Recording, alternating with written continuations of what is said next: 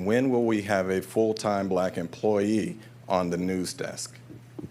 Well, Jim, I am not in charge of the newsroom, so I think can I answer your question? Remember Jim Trotter, former NFL Media Group employee? He questioned the league's hiring practices, the lack of diversity, equity, and inclusion in the newsroom, and was stonewalled by NFL Commissioner Roger Goodell when he asked about it. Now, we discussed the serious allegations Trotter brought to the forefront involving, most notably, Buffalo Bills owner Terry Pegula and Dallas Cowboys owner Jerry Jones. The claims are racism spouted by the billionaire class, although this was the headline grabber. The thing that's sort of troubling is that there are outsiders who think that this was all about asking a question of Roger Goodell. In fact, I had been pushing this issue for the last 2 years internally. What he's speaking of is lack of representation in the newsroom, especially when the league, as we've covered many times, is overwhelmingly black. He'd tell a story on how the National Football League Media Group also meets in June in Los Angeles. And so in that meeting, Mark Quinzel says, you can ask me anything you want. It's off the record. I'll answer as honestly as I can, et cetera, et cetera. I said, Mark, I just saw you up on the stage in the big ballroom talk about the improvements that have been made in terms of diversity, equity, and inclusion. I said, on that stage with you were 3 or 4 white men. I said, there was no one who looked like me. I said, in our newsroom, we don't have one black manager. I said, we don't have one full-time black employee on the news desk. I said, so when you pat yourself on the back and talk about the improvements in diversity, equity, and inclusion, how am I to balance that with what I see? And so he said, well, we do have a full-time black employee on the news desk. And I said, no, we don't.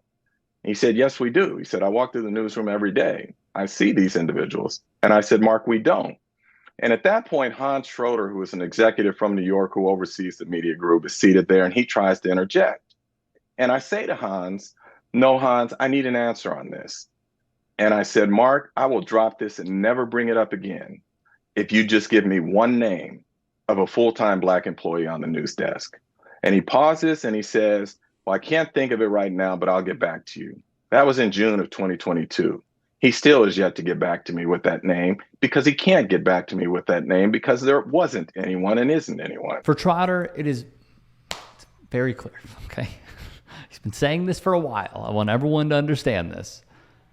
For it to be deemed a successful lawsuit, all he wants to see is succinct change, which he has not gotten yet. And putting out this image where the NFL continually says diversity, equity, and inclusion are core principles, and yet I can go to your newsroom and say, no, that's not true. Or I can go to the league office and say, why is it that of the 11 top executives under Roger Goodell, only 2 are black?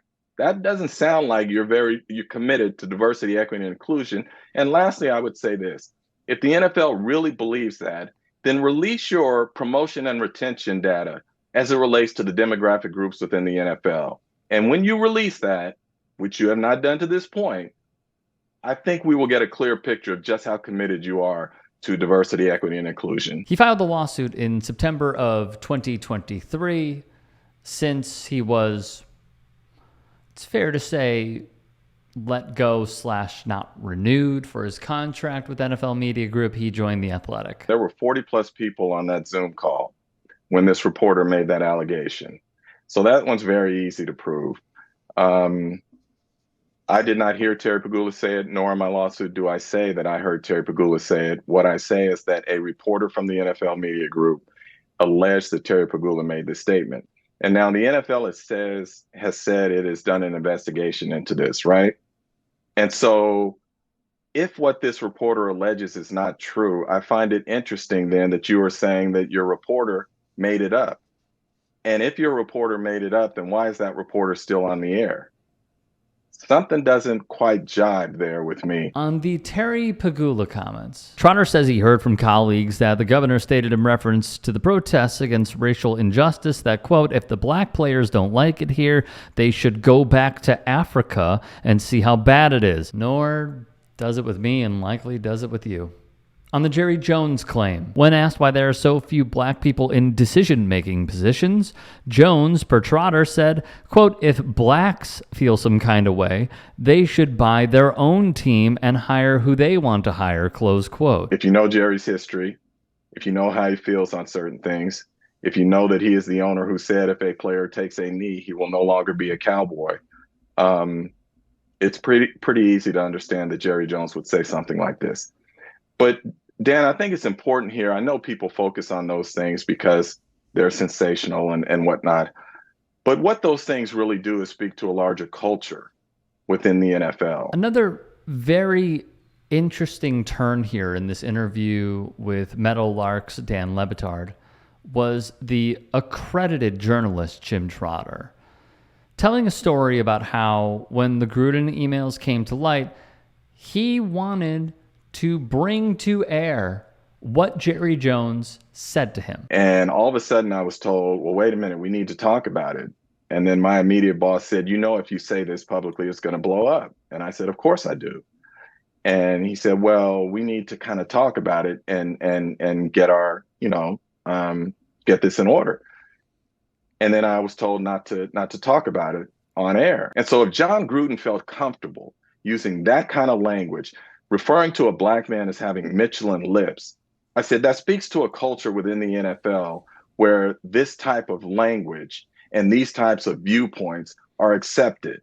And I said that should not be accepted. And yet, not to outdo himself, Trotter drops another, what I would say is a huge part of this story in this interview. Awful Announcing would sum it up like this. In 2018, Trotter and fellow journalist Steve Weish went to the NFL and said they were pitching a podcast on what it's like to be a black man covering the National Football League. The league said no. After Derek Chauvin killed George Floyd, different tune. Completely different tune with NFL Media Group. So they do the podcast. They get Steph Curry. They get Ben Crump. They get Chuck D. They get Patrick Mahomes. I mean, the guest list is insane. Big names. With 6 weeks left in the NFL season, Intuit TurboTax approached NFL Media wanting to sponsor the show. Trotter asked for details and ultimately found out Intuit was prepared to pay $250,000 for a 6-week sponsorship. Steve Weish, myself, and Thomas Warren, who's our producer, said we should ask if we could get a bit of that because we're putting together the show. We're doing everything. We book our own guests. We do our own research. We edit our own show. The only thing the NFL does is take a link that we give them and put it up on a social media site. So we said we should ask if we could get some sort of remuneration from this. So we asked to meet with the head of the person who's over the podcast group, right? We get on that Zoom call, and all of a sudden, there are like 5 or 6 people, none of whom look like us, all of whom are in management, 2 of whom are the top 2 people at the NFL Media Group. Mind you, we didn't ask to meet with any of these folks. So now we're feeling like, I'm not going to speak for anyone else. I'm going to speak for myself. I'm feeling like we've just been ambushed.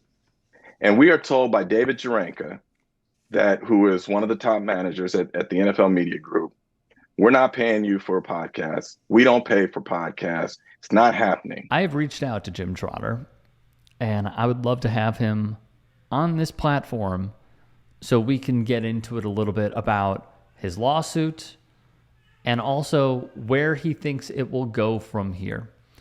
And also, we would have a lot of time. It would not be in a condensed amount. Third, I would want your questions on those. So if you are willing and able, leave them down below.